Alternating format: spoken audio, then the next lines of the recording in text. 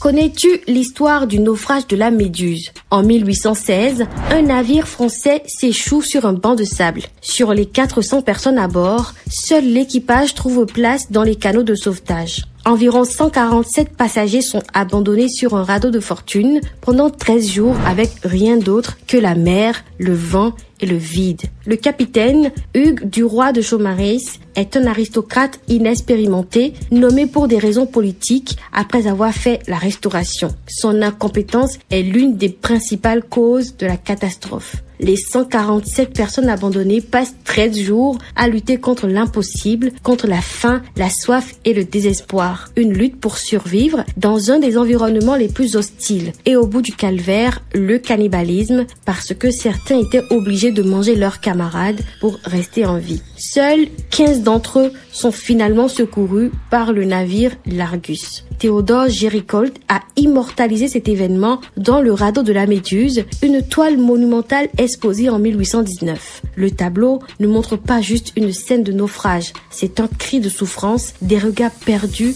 des corps épuisés et une humanité en déroute. Le naufrage de la Méduse symbolise une trahison et la dégradation de la dignité humaine. Une histoire gravée dans l'histoire, impossible à oublier.